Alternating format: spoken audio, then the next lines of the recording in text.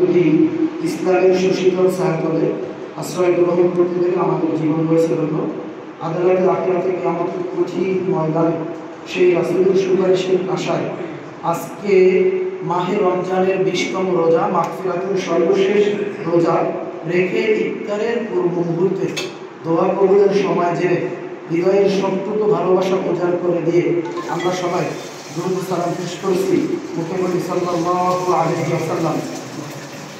সম্মানিত উপস্থিতি, যেহেতু ইফতারের সময় খুব বেশি নাই, আমরা এই পর্যায়ে সংক্ষিপ্ত আলোচনা শুনব। আমাদের মাঝে আলোচনা নিয়ে আসছেন আমাদের আমার শিক্ষক অধ্যাপক আনোয়ার হোসেন স্যারকে আমাদের মাঝে আলোচনা করার জন্য অনুরোধ জানাচ্ছি।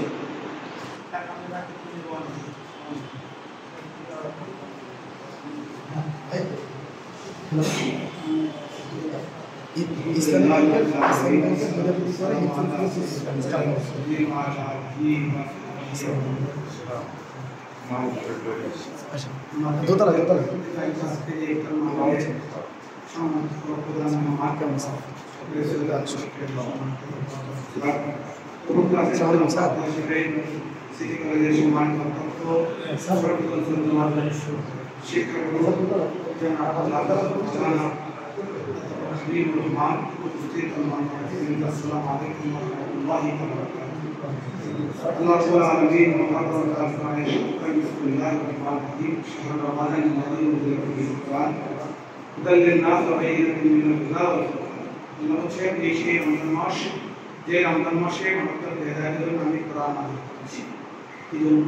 মানুষের হৃদায়ত কেমন হৃদায়ত কখনো যে হৃদায়ত দেওয়া আছে তা হচ্ছে মহব্বত।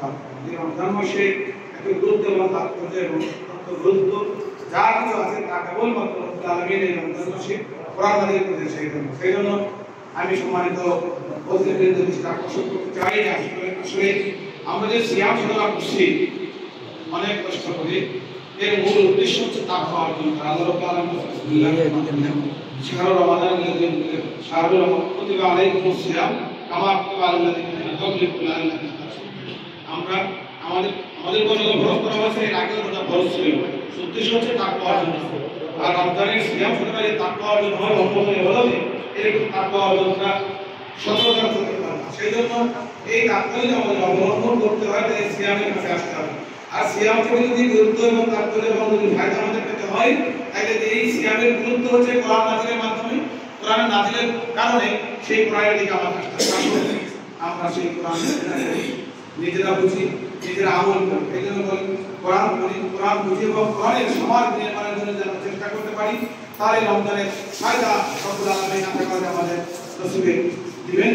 আসুন আমরা সকলে এই মাসে রমজানের শেষের দিকে শেষ সূত্রায় হয়ে গেল, আমরা কি অর্জন পারলাম নাকি পারলাম না। এখন যদি চিন্তা করি যে আমি যেন এই রমজান মাসে যে কয়েকদিন বাকি আছে কোরআন বোঝার চেষ্টা করবো ন্যূনতম, এবং কোরআন বুঝে বুঝে পড়ার চেষ্টা করবো, মানার চেষ্টা করবো।